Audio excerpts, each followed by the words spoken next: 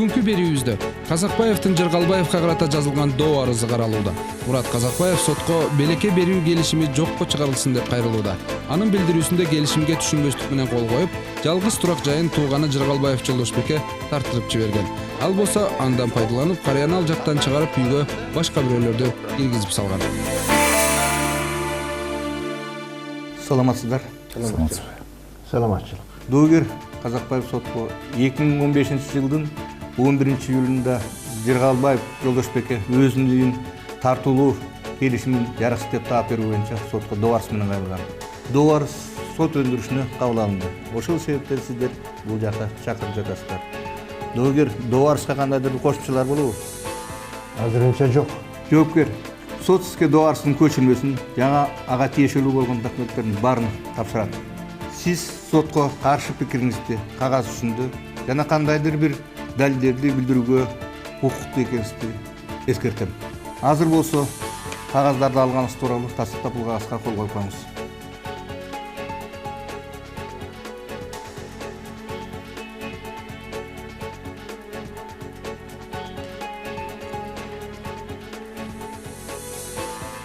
Доогер, жоопкер. Силер бул маселени тыштык жол менен чечип алууга мүмкүнчүлүгүңүздөр бар. Эгерде бир чечимге келип калсаңыздар, кабарлап коюңуздар. Сот отурумуна чейин дагы убакыт бар экенин эскертем. Түшүнүктүүбү?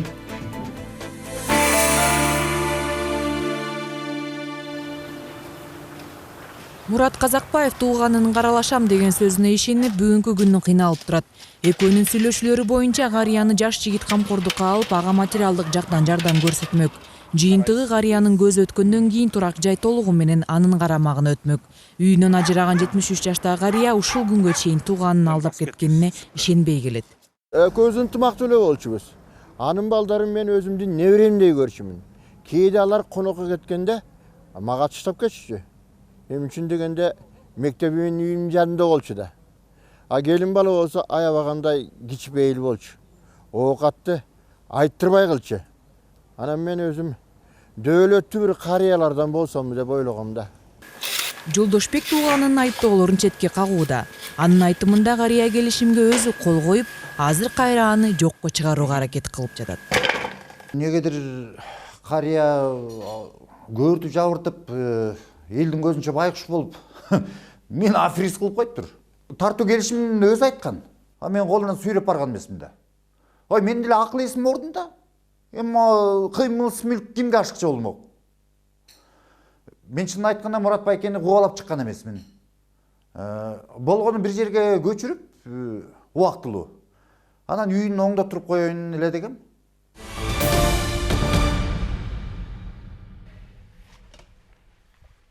Ордуңуздардан туруңуздар, сот келатат. Саламатсыздар, отуруңуздар. Сот отуруму ачык деп жарыяланат. Бүгүнкү сот отурумда Казакбаевдин 2015 жылы 12 июлда өзүнүн үйүн Жыргалбаевга тартуулуу келишимин жараксыз деп таап берүү жөнүндө доо арызы каралат. Сот отурумунун катчысы тараптар жөнүндө маалымат берип коюңуз. Сот отурумуна доогер Казакбаев Мурат, доогердин өкүлү Элнура Алымбаева, жоопкер Жыргалбаев Жолдошбек, жоопкердин өкүлү Атаканова Нуриза, нотариалдык контордун өкүлү Болотов Жолдошбек Мырзакулович тараптар өздөрүнүн тастыктаган документтерин тапшырышты. Рахмат. Доогер, өзүңүздү тааныштырып, кайда жашайсыз, эмне кызмат кыласыз? Маалымат берип коюңуз. Мен Казакбаев Мурат Жолоевич 1943 жылы туулгам. Белек көчөсүндөгү 245 үйдө турамын. Пенсионермин. Рахмат, отуруңуз. Жоопкер, сиз да туруп өзүңүз жөнүндө маалымат бериңиз. Кайда иштейсиз, эмне кызмат кыласыз? Мен Жыргалбаев Жолдошбек Жамалакович 1976 жылы туулгам. Белек көчөсү 249 үйдө турам. Ашканада ашпозчу болуп иштейм. Рахмат, отуруңуз. Сот отурумунун курамы жарыяланат. Бүгүнкү сот отурумда төрөгалык кылуучу Базаркулов, сот отурумунун катчысы Тариелова. Сотко ишенесиздерби, баш тартуу болбойбу? Ишенесиз, баш тартуу жок. Карыя Мурат Казакбаев тууганы Жыргалбаев Жолдошбек аны камкордукка алат жана ага каралашат деген үмүт менен турак жайын белекке берүү келишимине кол коет. Келишимге кол коюлган соң тууганы үйдү калыбына келтирүү керек деген шылтоо менен Казакбаевди үйдөн чыгарат дагы акчага башка бирөөлөрдү киргизип коет. Туугандардын чырлуу маселеси эмне менен бүтөрүнө алдыда чогуу күбө болобуз. ордуңуздардан туруп коюңуздар.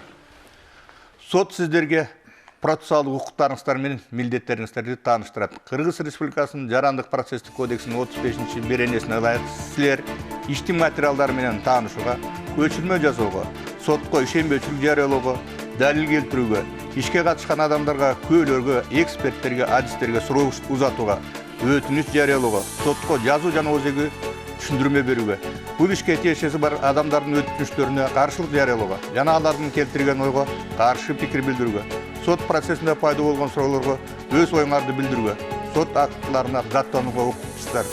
Ошондой эле берилген укуктарыңды ак ниеттүүлүк менен аткарууга милдеттүүсүздөр. Силердин процессуалдык укуктары түшүнүктүүбү? Түшүнүктүү. Отуруңуздар. Тараптарда өтүнүчтөр болобу?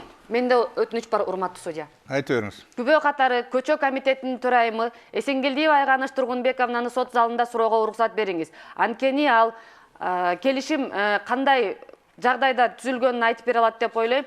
Андан сырткары азыркы кезде учурда жашап жаткан доогердин үйүндө жашап жаткан Жанабеков Нурдин Саламатовичке дагы суроо берүүгө уруксат бериңиз. Анткени ал кандай шартта үйүнө кирип жашап аткандыгын айтып бере алат. Азыркы кезде күбөлөр чакырылган, сыртта күтүп отурушат. Рахмат. Доогер сиздин оюңузду келтирүүнү боюнча. Мен муну колдоймун. Рахмат. Жоопкер, өтүнүч боюнча сиз кандай пикирдесиз? Урматтуу судья, балким күбөлөр жок эле карасак кантет. Анысы деле жетиштүү го. Сөз жоопкердин өкүлүнө берилет. Урматтуу судья, бул доогердин келтирген азыркы өтүнүчүнө толугу менен каршымыз. Себеп дегенде көчө комитетинин төрайымы бизге эмнени айтып бермейли? Ал деген тартуу келишим түзүп жатканда катышкан эмес, жана ошондой эле мазмунун билбейт ал келишимдин. Жана ошондой эле Казакбаевдин бүгүнкү күндө үйүндө жашап жаткан квартиранттар ал бир жактуу тарапка да ойлоп атам да, анткени эртеңки күнү үйсүз калса алар каяка бармак эле. Ошон үчүн доогердин айтканын кылып коет болуш керек. Сот аныктайт. Доогердин өкүлүнүн өтүнүчү канааттандырылсын, күбө катары чакырылган Эсенгелдиева менен Жаныбеков сот залында сурак алынсын. Тараптарда дагы өтүнүч болобу? Башка жок. Жок. Тараптарда өтүнүч болсо анда соттук териштирүүгө өтөбүз. Доо арыз жарыяланат. Мен 73-жылы Белек көчөсүндө жайгашкан 245-үйдү сатып алган болчумун. Учурда жалгыз турам. Жоопкер менен аталаш туугандарымдын баласы. Мага кошуна жашайт. Колу бошоп калганда келип карарлашып калуучу. 2015-жылы май айларында келип мага үйдү тартууга келишим аркылуу бербейсиң деп суранып калды. Сизди азык-түлүк, дары-дармек, кийим-кечектер менен камсыз кылам. Андан тышкары ай сайын 2000 сом материалдык жардам берип, коммуналдык чыгымдарды да төлөп турам, деди. Мен анын шартына макул болдум. 2015-жылдын 12-июлунда нотариал конторага барып, келишим түзүп, үйүмдү ага тартуу кылдым. 2016-жылдын 15 март күнү Жолдошбек мага сунуш кылып, үйдү бир аз оңдоп түзөшүш керек. Сиз туугандар артына барып туруңуз. Мен жаман ой жок, макул болдум. Жоопкер өзү мен айылга жеткизип барып, үйдүн кагаздары менен ачышын алып калган. Алгач 2-3 ай келип, дары-дармек менен акча берип жатты. Ошону менен күз айы келип калды. Жоопкер келбей калгандыктан тынчсызданып сентябрь айында мен өзүм келе бердим. Үйгө келсем башка бирөөлөр жашап жаткан экен. Жоопкер убада кылган ремонттон дайын жок. Ал мага бул үйдү сиз мага тартуу кылгансыз. Мен үйдү эмне кылсам өзүм билем деп жумушуна кетип калды. Мен жаңылышып келишим түзүп турмун. Ошол себептен түзүлгөн келишимди жокко чыгарып берүүнү суранам деп доо арыз менен кайрылган. Доогер, сиз доо арызды колдойсузбу? Мен өзүмдүн доо арызымды толугу менен колдойм. Доогердин өкүлү доо арыз. Колдойм, урматтуу судья. Жоопкер, сиз доо арызды менен макулсузбу? Урматтуу судья, мен доо арыздагы талаптарга каршымын. Колдой албайм. Уяты жок. Кантип колдобойсуң, эмнеге? Доогер, сабыр кылыңыз, отуруңуз. Кечирип коесуң. Доогер, жоопкердин өкүлү. Доо арыз менен макул эмеспиз. Доогер, сиз өзүңүздүн доо арызыңыз боюнча эмнелерди айтып бере аласыз? Сөз сизге берилет. Урматтуу судья, мен эмнеден баштаарымды билбей турам. Катчы, суу берип койсоңуз, бир аз толкунданып атса керек. Шашпай, толкунданбай айтып бериңиз. Рахмат айланайыңызым. Мен Белек көчөсүндөгү 245-үйдү 1973-жылы сатып алгам. Өзүмдүн жашым менен ден соолугума карап, акыркы жылдары кимдир бирөөнүн кароосуна муктаж болуп жатканымды байкадым. Азыр учурда жалгыз турамын. Балдарым да жок. Байбичем да кайтыш болуп калган. А бул жоопкер болсо аталаш туугандардын баласы. Баягы колу бош болуп калганда кээде келип мага жардам берип калчы. 2015-жылдын май айында келди дагы үйдү тартуулоо келишимине түзүүнү суранды да. Анан каралашып турам деди. Эми каралашканда жанагы эки дары-дармектен, азык-түлүктөн, кийим-кечеден, андан тышкары материалдык жардам деп ар бир ай сайын 2000 сомдон берүүнү дагы сүйлөштүк да. Андан тышкары мына бир коммунальный чыгымды дагы төлөп берип турам деп айтты. Ана мен көпкө ойлондум. Ойлонуп туруп акыры макул болдум. Айылга өзү жеткирип барды. Өзү жеткирип бардагы үйдүн кагазын, үйдүн ачкычын баарын алып калды. Анан баягы келишим боюнча алгачкы 2-3 айда дары-дармеги менен акчасын алып келип берип турду. Анан бачы беле күз келип калды. Сентябрь айында негедир мен чыдамым кетти. Бул акыркы күнү такыр эле келбей калды. Баягы айткан акчасы да жок болуп калды. Үйдү ремонт кылам деди, андан да кабары жок болуп калды. Анан тынчым кетип, бул эмне болду деп, муну күтпөй эле мен келе бердим. Үйүмө келсем айланайын, үйүмдө бөлөк бирөө жашап аптыр. Баягы үйдү оңдотом дегенден дегеле дайын жок. Ачуум келип, өзүмдүн тууганым ушинтип мени алдап атса, бу кандай дедим дагы үйүнө бардым. Үйүнө барсам Кудай жалгап үйүндө экен. Жумушка кеткен жаттыр. Анан баягы ачуу менен ичимдеги бугумдун баарын айттым. Айтсам кайра мага жооп берип атпайбы? Бул үйдү мага тартуулагансыз. Бул үйдү мен эми эмне кылсам өзүм билем деп туруп, эшигин жаап алып кетип калды. Качан ушинтип эле? Айланайын кетип калып, анан ачык таштап кеттим. Тартип сактагыла, тынчтаңыздар. Кечирип коебуз. Анан кетип калгандан кийин эмне кыларымды билбей, каяка барарымды билбей, мына биреке жактоочуга келдим. Жактоочуга келип болгон окуянын баарын айттым. Айткандан кийин бул келишим кагаздары менен таанышып көрүү дагы, ой аксакал, бул сиздин келишимиңизде жанагы дары-дармек, акчалай, коммунальный чыгымын төлөйм деген, ой эктой келишимде эчтеке жок экен деди. Кой. Өзүмдүн тууганым өзүмдү минтип алдап жатса, замандын бүткөнү турбайбы дедим. Айланып кетейин балам. Мен бул үйдө эмне көрүм ала кетмек билем. Кантип алдадың, үй албайсың. Bir tıka çırap dursan akırı alatelan go. Menin özümdün duarızımdı толугу менен канааттандырып берип, өзүмдүн үйүмдү кайрамага кайрып бериңиз. Доогерге суроолор болобу? Бериңиз. Рахмат. Айтыңызчы, доогер, ушул турак жайдан башка сиздин дагы башка үйүңүз барбы? Жок айланай, болгон эле ушул бир эле үйүм бар. Негизи бул ушул өзүңүздүн үйүңүз, ушул тууганыңызга берем деп жаткансыз да, туурабы? Ооба, эми баягы алгач өзүбүздүн сүйлөшкөн бир шарттарыбыз бар болчу. Көзүм өткөндөн кийин кандайдыр бир деңгээлде мени акыркы сапарга узатмак. Мына ошондон кийин гана үй буга өтмөк. А мен болсо жана сүйлөшкөн шарттын баары келишимге катталыш керек экенин мен билген эмесмин да. Мен аны кайдан билип турмун? Дагы бир суроом бар. Доогер, айтыңызчы, сиз ошол нотариуска барып, келишимге кол коёордун ордунда ошону бир окудуңуз беле келишимди? Ой, келишимди нотариустун көзүнчө эле бул өзү окуп берген. А бирок биздин алгачкы сүйлөшкөн шартыбыз таптакыр башкача болчу да. Ал кезде мага мына береке сүйлөшүлгөн шарттын бардыгы тиги келишимге катталыш керек деп мага эч ким үйрөткөн эмес, түшүндүргөн эмес. Анан эмне кылам? Бул болсо шыпылдатып окуп берди. А мен болсом жанагы келишимдин баары ушундай катталат турбайбы деп ойлодум да. Нотариусқа барганда бул тууганыңыз менен материалдык жардам, дары-дармек, коммуналдык жардамдар кеп болду беле? Биз келишимди түзүп жатканда биз сүйлөшкөн шарттын айрым бир майда чүйдөлөрү кагазга түшпөйт го деп ойлогом мен. Суроо берсе болобу? Бериңиз. Сиз айтыңызчы, ошол тартуу келишимге кол койгонуңуз чын да, туурабы? Жок, келишимге кол койгом, ооба, туура. Бирок жанагы ооз-эки сүйлөшкөнүбүз күчүндө калат экен деп ойлогом да. Дагы суроолор болобу тараптарда? Башка суроо. Жок, рахмат, отуруңуз. Сөз доогердин өкүлүнө сизге берилет. Доогердин айткандарын толугу менен колдойм. Себеби нотариуска барып тартуулоо келишими түзүлүп баштаганда эле кол коёр маалда эле жоопкер тарабынан доогерди бүдөмүк ойго салуу ошол кезде эле каралып баштаган. Себеби тагыраак айтканда өмүр бою багуу келишими эмес, тагыраак айтканда жөн гана белекке тартуу келишими түзүлүп калган. Ал эми Казакбаев өзүнүн жашы 73 жашта болгондугуна байланыштуу жана юридикалык сабатсыздыгы жоктугунан байланыштуу эч нерсе билбей эле кол коюп берди. келишимге. Себеби Казакбаев билген жок. Ушу кол койгондон кийин эле болгон жалгыз өзүнүн турак жайы жоопкердин карамагына өтөрүн билген жок. Урматтуу судья, бүгүнкү күндө жоопкер менен доогердин ортосундагы тартуу келишимди жокко чыгарып, Белек көчөсүндөгү 245-үйдү доогерге кайра өткөрүп берүүңүздү өтүнөм. Рахмат. Тараптарда суроолор болобу? Урматтуу судья, доогердин көңүл бурбагындыгынан эмнеге мен жабыркашым керек? Ошондой эле нотариустун көзүнчө келишим түзүүдөн баш тартпайт беле? Анчалык кыйын болсо. Ошондо жакшылап маани бергенде мынтип соттошуп, жаман жакшы көрүшпөйт элек. Эгерде сиз нотариуска барганда ошондо түшүндүрүп айтканыңызда, өмүр бою багуу деп келишим түзөбүз деп түшүндүрүп айтканда, ушул жакта соттошуп отурбайт элек.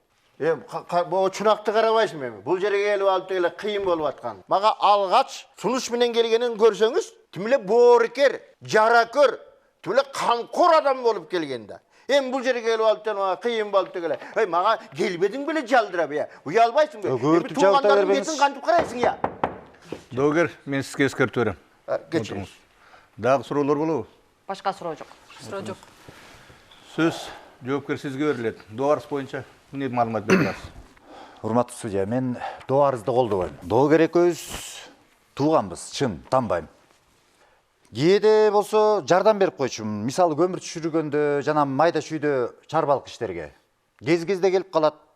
Балдарым болсо абдан жакшы көрөт, чоң ата деп астынан тосуп чыгат, туурабы, Мурат байке? Эми соогу тийсин, батасы тийсин деп кээде тамак берип койчубуз. Ал эми жанагы үйдү тартуулоо келишимин Мурат байке өзү сунуштаган. Эми жалгыз, бул адам жалгыз. Эч ким карай турган кишиси жок. Менден башка карай турган кишиси жок. Ошол себептен мага сунуштап жатпайбы? Мурат байке өз сөзүндө сизди үйдү мага берем деп айткансыз да, туурабы? Нотариуска чогуу барганбыз. Ал жактан үйдү тартуулоо келишимин өзүм окуп бергем. Мурат байке өзү кол койгон. Ал эми жанагы үйдү айта турган болсом, абдан начар акыбалда болчу да. Ураган. Эми көптөн бери калыбына келтирилбегендиктен мен аны оңдоп түзөөнү туура көргөм. Ошол малда бир жакын досум келип калды дагы, Россиядан келдим. Убактылуу үй болсо жакшы болот эле дегенде мен ары ойлонуп, бери ойлонуп көрдүм дагы, анан айттым. 6 ай жашайсың, акысына калыбына келтирип бересиң үйдү десем, макул болду. Эми жыйынтыгында Мурат байкени айылга жеткизип келдик. Бирок таштап кетейин деген эмесмин. Тескерисинче Мурат байке бир жагымдуу маанай тартуулагым келген, бирок мен ойлогондой болбой калды баардыгы. Суроолор болобу? Суроо берсем. Бериңиз. Сиз айтыңызчы, ушул тартуу келишимин түзүп жатканда кандайдыр бир шарттарга макул болдуңуз беле? Эч кандай шарттар жөнүндө сүйлөшкөн эмеспиз. Болгону үйдү тартуулоо келишимин түзгөнбүз. Эми кандай болгон күндө да мен бул кишини карамакмын да. Анткени менден башка карай турган кишиси жок бул кишинин. Дагы суроо бар. Сиз ошо ай сайын канча сомдон берип турам деп сүйлөштүңүз эле доогерге? Эми ай сайын майда чүйдө чыгымдарына 2000 сом берип турууну убада кылган. Дагы суроо бар. Сиз айтыңызчы, ошол тааныштарыңызды доогердин үйүнө киргиздиңиз. Алар болсо убактылуу жашаган убактысына ремонт кылабыз дешти, үйдү калыбына келтиребиз дешти. Ошол жөнүндө эмне үчүн доогерге айткан жоксуз? Мен эми тескерисинче жакшылык кылайын дегем да. Эми жана үйгө киргендер жетишип калабы деп ойлогом. Аңгыча мына доогер Мурат байке келип калды, күтүсүздөн эле. Ан келип калып эле жаман ойлоп, үйдү менден тартып алышат деген ойдо кым куткул үйдү. Ой, Кудай күбө, мен өзүм чынын айтканда мындай жаман оюм жок болчу. Балам. Мен деген жарым жылдан кийин келбедим. Ремонт эмес, ремонттун жыты жок болчу анан. Тескеринче тиги залдын терезесин сындырып, аны ускоч менен чаптап коюптур. Эмне мен үйүмдү калыбына келтире турган ушул кишилериңби сен? Я. Доогер, ишке жарашымдан суроолорду бериңиз. Кечирип коесуз. Дагы суроолор болобу? Жоопкер, айтыңызчы. Мынакей, келишимди түздүрүп алдыңыз, максатыңызга жеттиңиз. Ал эми ошол келишим түзүлгөндөн эмне себептен ушул айылга доогерге дары-дармек, акча каражаттарын акыркы айларда жеткизбей калдыңыз? Ошол кезде үй бүлөмдө бир маселелер чыгып калды. Жумушумда да иш көбөйдү. Эми айылга барганга убакыт болбой калды. Эгерде сиз анчалык эле ушул үйгө ээлик кылгыңыз келбесе, анда эмне себептен сиз өз билемдик кылып ушул доогердин үйүнө башка кишини киргизип койдуңуз. Ал жакта доогердин оокаттары, буюмдары бар эмес беле? Анан кийин ушундан кийин сиз доогерден эмнени күттүңүз эле сотко кайрылбаганда? Мен жана түшүндүрдүм го. Турак жайды жакшыртайын деген ой менен жакшылык эле кылайын дегем. Ал тиги үйгө киргендер чын айтканда багы косметикалык ремонт кылып беребиз дешти да. А Мурат байкенин буюмдарын кичинекей бөлмөгө киргизип койгонбуз. Сөз жоопкердин өкүлүнө берет, доңарс боюнча эмнени түшүндүрөсүз? Рахмат. Урматтуу судья, биз доогердин келтирген талаптарын толугу менен колдой албайбыз. Тартуу келишимин түзүү маалында доогер Казакбаевдин эс акылоорунда ахыбалы жакшы, турмуштагы тажрыйбасы салмактуу болгон. Андыктан ал келишимдин натыйжасын жана мазмунун жакшы эле түшүнүп билген деп эсептейм. Анын үстүнө бул келишимди түзүү демилгеси доогер тараптан өзүнөн сунушталганда, нотариалдык контордо отурганда болсо, жоопкер доогерге ал текстти окуп берген, келишимдин текстинчи. Ал келишимге эки жак тең эле макул болуп, колдорун нотариустун көзүнчө кол коюшкан. Балким жоопкердин катасы ошол убактылуу жашаган адамдардын ремонт кылаары тууралуу жоопкерге билгизбегениндедир. Бирок мен бул жерден эч кандай жаман нерсе деле көргөн жокмун, айырмасы деле жокко. Жоопкер кылабы же башка адамдар актап сырдайбы? Эң негизги максат бул жерден үйдү калыбына келтирүү болчу. Менимче талашка түшкөн келишимде эч кандай мыйзам бузуу жок. Андыктан доогердин талаптары негизсиз деп эсептейм, ошондуктан алар канааттандыруусуз калтырууңузду сурайм. Рахмат, жоопкердин өкүлүнө суроолор болобу? Жок. Суроолор жок болсо, нотариус суроо өтөбүз. Бүгүнкү берүүбүздө Казакбаевдин Жаргалбаевга карата жазылган доо арызы каралууда. Мурат Казакбаев сотко белекке берүү келишими жокко чыгарылсын деп кайрылууда. Анын билдирүүсүндө келишимге түшүнбөстүк менен кол коюп, жалгыз турак жайын тууганы Жаргалбаев Жолдошбекке тартырып жиберген. Ал болсо андан пайдаланып, карыяны ал жактан чыгарып үйгө башка бирөөлөрдү киргизип салган. Нотариус Болотов трибунага келиңиз. Сиздин аты жөнүңүз, жашаган жериңиз, эмне кызмат кыласыз, маалымат берип коюңуз. Болотов Жолдошбек Мырзакулович 1976 жылы төрөлгөм. Бишкек шаары Нуркамал көчөсү 234 үйүндө жашайм. Нотариал контордон өкүл катары катышып жатам. Бул тартуулоо келишими боюнча эмнелерди айтып бере аласыз? Урматтуу судья, 2015 жылдын 12 июлунда Казакбаев Мурат Жолович менен Жыргалбаев Жолдошбек Жаманакычтын ортосунда жер үйдү тартуулоо келишими түзүлгөн.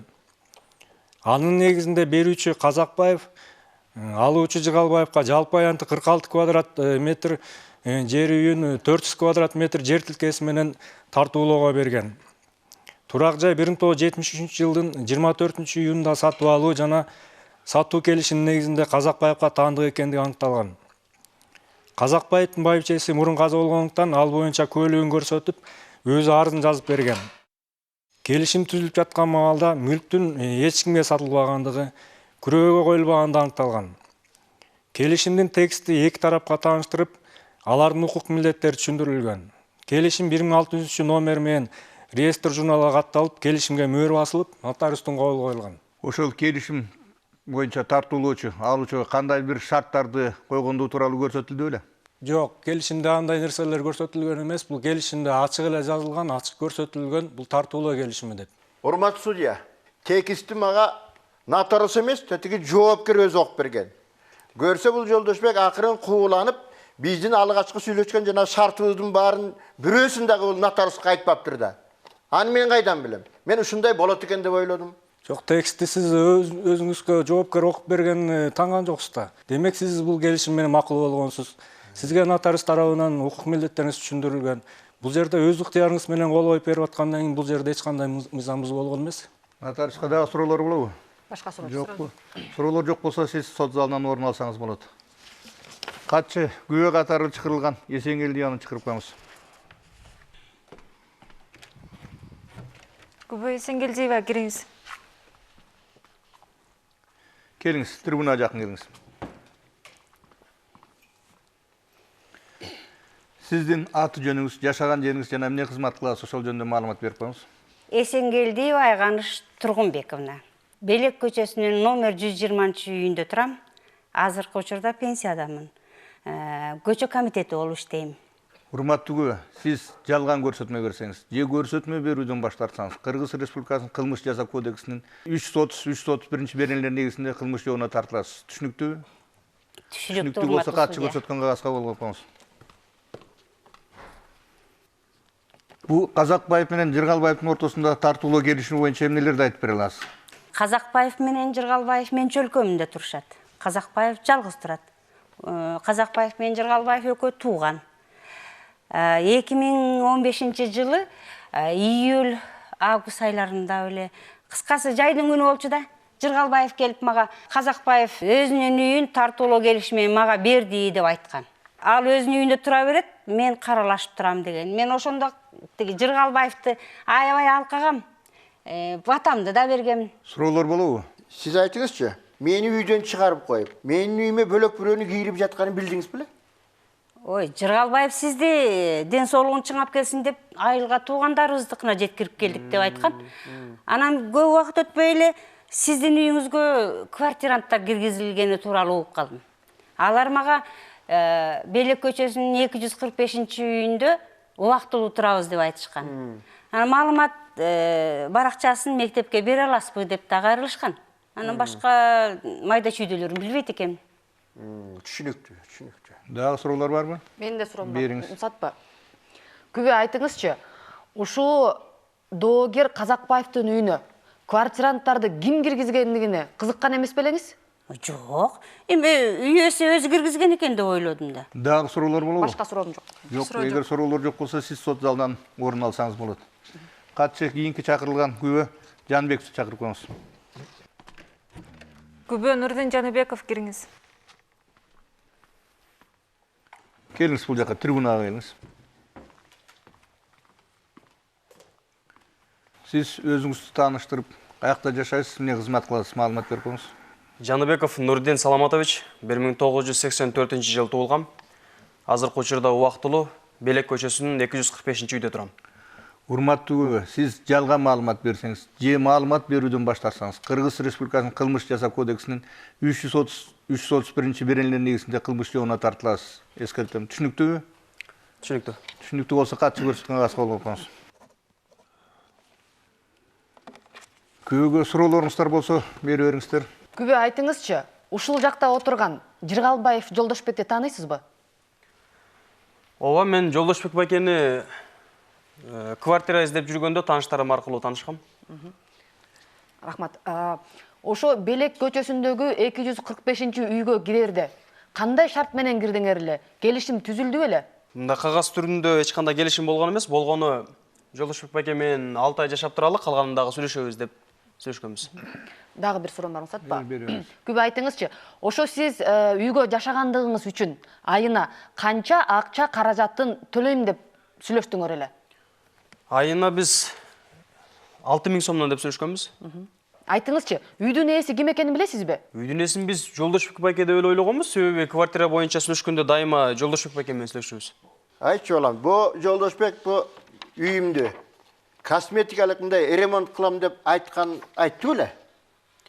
Жок, бизде ремонт боюнча эч кандай сөз болгон эмес. Эгер кандай сунуш кылганда мен ойлонуп көрмөкмүн. Токточу балам. Айына 6000 сомдон деп атасыңбы? Канча айтыкын берип койдуң эле?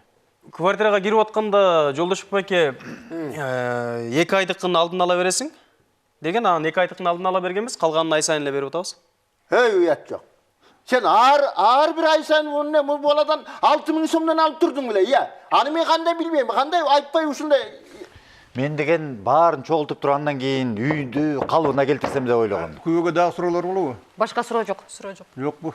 Күбө сиз анда сот залынан орун алсаңыз болот. Эгерде башка суроолор жок болсо, материалдарды иликтөөгө өтөбүз.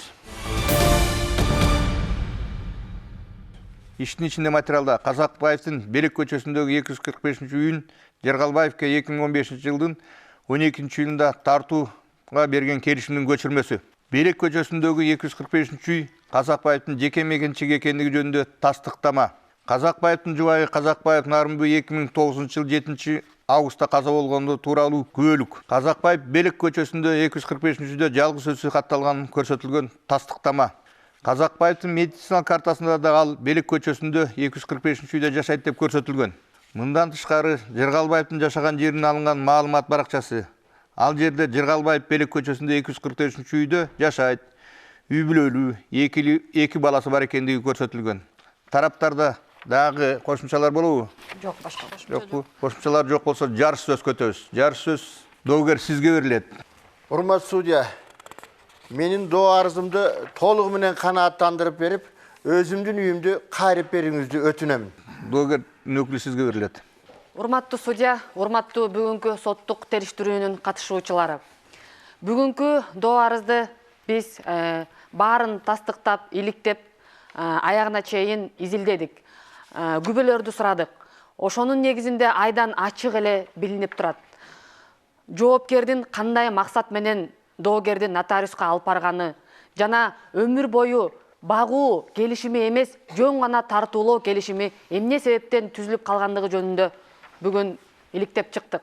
Ал эми менин жактоомдо турган доогер Казакбаев болсо өзүнүн турак жайынан кол жууп атканын сезген да жок. Себеби ооз эки сүйлөшүлгөндөй боюнча эле доогер ойлогон. Жоопкер доогерге ай сайын материалдык жактан акча каражатын, дары дармегин алып берип турат деп ойлогон. Ошондуктан эч бир келишимди окубастан эле кол коюп берген. Ал эми Кыргыз Республикасынын Граждандык кодексинин 196 беренесинин 1 пунктунда эгерде келишим бүдөмүк ой менен түзүлүп, ал эми жабыркаган тарап доо арыз менен сотко кайрылса, анда сот тарабынан келишим жараксыз деп табылат. Ал эми Кыргыз Республикасынын Жарандык кодексинин 184 беренесинин 1 пунктуна ылайык, эгерде сот тарабынан келишим жараксыз деп табылган болсо, ар бир тарап келишим менен болгон мүлктү кайра кайтарып берүүгө милдеттүү. Андыктан жогоруда айтылган беренелерге таянып, урматтуу судья, сизден Казакбаев менен Жыргалбаевдин ортосундагы 2015 жылы 12 июлда түзүлгөн тартуулоо келишимин жокко чыгарып, Белек көчөсүндөгү 245 үйдү доогерге кайра өткөзүп берүүңүздү өтүнөм. Рахмат, отуруңуз. Жарыш сөз жоопкер сизге берилет. Урматтуу судья, доо арызды канааттандырбашыңызды өтүнөм. Эми биз Мурат байке экөөбүз тууганбыз. Менден башка эч ким карабайт. Эми кимдир бирөөнүн камкордугу жок, кыйын эле болуп калат бул кишигечи. Мен таштап кетмек эмесмин Мурат байкени. Карамакмын. Жаңы келишим түзүп, ага кошумча шарттарды киргизип, камтып киргизүүгө макулмун. Рахмат, түшүнүктүү, отуруңуз. Жарыш сөз жоопкердин өкүлүнө берилет. Урматтуу судья жана соттук отурумдун катышуучулары, биз бул жарандык иш боюнча соттук териштирүүнү аяктап жатабыз. Соттук териштирүүнүн жыйынтыгы менен доогердин келтирген талаптары өз ордун тапкан жок деп эсептейм, төмөндөгү себептер менен. Биринчиден, доогер Казакбаев Жарандык кодекстин 382 беренесинде каралган келишим эркиндиги укугу менен пайдаланып, доогерге өзүнүн демилгесин көтөрүп, тартуулоо келишимин түзүшкөн. Экинчиден, Жарандык кодекстин 509 беренесинде каралган тартуулоо келишими боюнча тартуулоочу тартуу алуучу адамга кандайдыр бир мүлк берет же мүлктүк укукка ээ кылат. Жана ошондой эле ошол кодекстин жана башка мыйзамдардын бир дагы нормасы менен жоопкер мындай жагдайда эч кандай шартка же жоопкерчиликке милдеттендирилгендиги каралган эмес. Үчүнчүдөн, Жарандык кодекстин 510 беренесине ылайык тартуулоо келишиминин формасы мыйзам талап кылгандай мамлекеттик каттоодон өткөн. Төртүнчүдөн, ал эми нотариалдык конторада тартуу келишимин түзүп жатканда Кыргыз Республикасынын нотариат жөнүндө мыйзамынын негизинде нотариус тарабынан Казакбаевдин өздүгү аныкталып, бардык документтери угузулуп, окулуп, нотариустун көзүнчө тараптар кол коюшкан. Бешинчиден, доогердин өкүлү өзүнүн жарыш сөзүндө айтып кетти. Жарандык кодекстин 196 беренесине таянып, Казакбаевдин жаңылып калганын эске алып, келишимди жокко чыгарууну суранды. Мындай жагдайда доогер бүтүм түзүп жатканда жаңылуунун жыйынтыгында тартуу келишими түзүлүп калган деген жүйөсү эч орунсуз деп эсептейм. Ошондуктан жогоруда айтылгандардын негизинде Кыргыз Республикасынын Жарандык кодексинин 382, 509, 510, 56 беренелерин жетекчиликке алып, келишимди жокко чыгарууга негиз жоктугуна байланыштуу Казакбаевдин доо арызын негизсиз деп четке кагууңузду сурайм. Рахмат. Тараптарда реплика барбы? Менде бар. Балам айтчы, Biz жана келишимди түзүп жатканда мен сенден сурадым беле. Баягы сүйлөшкөндөй болобу деп. Сен албетте болот байке деп едиң беле. Мен анын бары кагазга түшөрүн билген эмесмин да. Отуруңуз, рахмат. Рұқсат ба? Сизде. Урматтуу судья, менимче бүгүнкү соттук териштирүүдө доогердин далилдери такталып аныкталды. Андыктан биздин доо арызыбызды канааттандырып беришиңизди өтүнөбүз. Жоопкер, сизде реплика.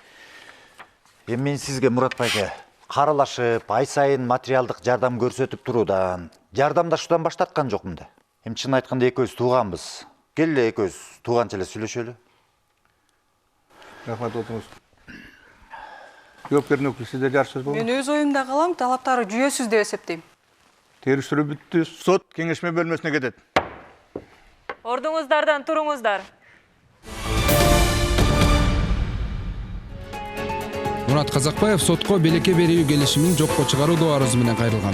Анын айтымында тууганы Жыргалбаев Жолдошбек карыянын турак жайын алдоо жолу менен тартып алып, үй ээсин эшикке чыгарып, ал үйгө башка бирөөнү акчага киргизип койгон. Сот карыянын маселесин кандай өңүттө чечет? Бир нече убакыттан кийин күбө болобуз.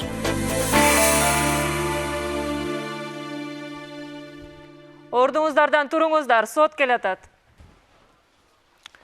Чечимдин резолюциялык бөлүмү жарыяланат. 2017 жыл 2 февраль.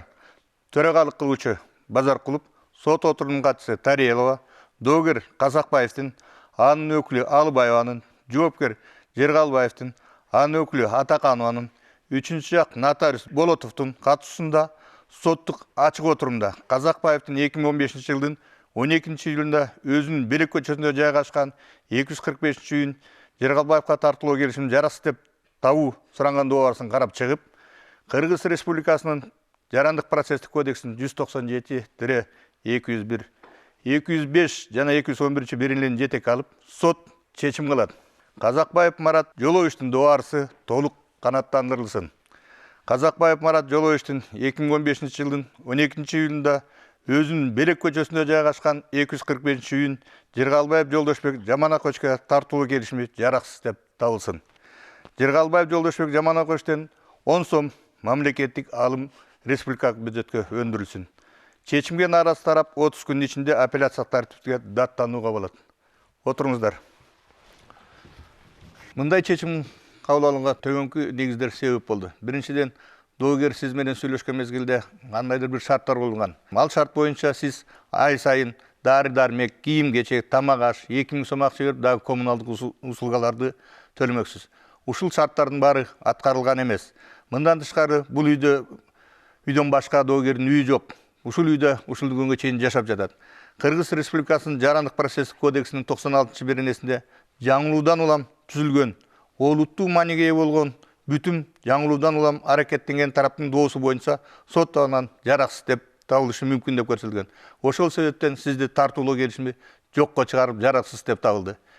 Чечимдин маңызы түшүнүктүүбү? Түшүнүктүү. Чечимдин маңызы түшүнүктүү болсо, жүйөлүү чечимди 5 күндүн аралыкта келип алып кетсеңиздер болот. Ушуну менен сот отуруму жабык деп жарыяланат. Мен үмүтүмдүн баары ушул соттон болчу. Раскана болду. Карабайсыздар тууганын кылганын. Бу тууганы ушуну кылбастан да бөлөктөн эмнени күтүүгө болот, ия. Кийин келет. Жардам берип койчу депчи. Ошондо көрөм.